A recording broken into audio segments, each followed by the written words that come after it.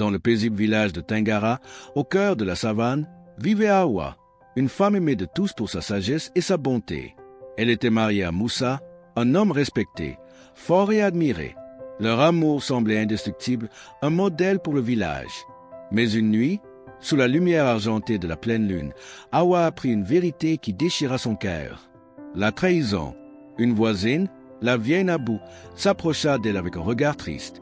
« Ma fille, je n'ai pas le cœur de te dire cela, mais il faut que tu saches. Cette nuit, ton mari dort dans les bras d'une autre femme. » Hawa sentit son souffle se bloquer. Chaque battement de son cœur devint un coup de tambour douloureux dans sa poitrine.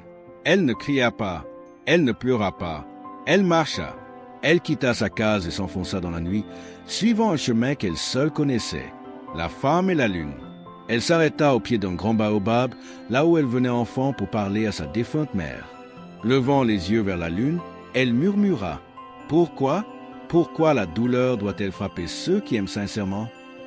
La lune, témoin silencieuse des peines du monde, ne répondit pas, mais un vent doux caressa son visage comme une étreinte invisible. C'est alors qu'elle comprit le choix de la dignité. Hawa pouvait se briser sous la douleur ou elle pouvait se relever.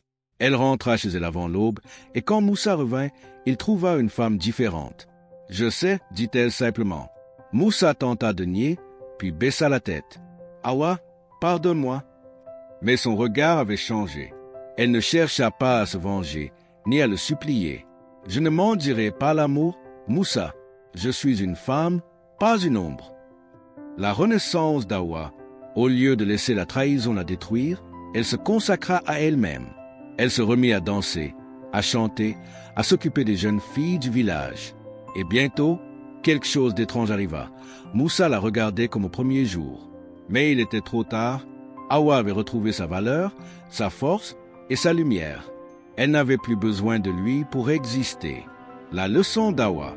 On raconte qu'à Tingara, les nuits de pleine lune, si vous écoutez bien, vous pouvez entendre un chant doux porté par le vent.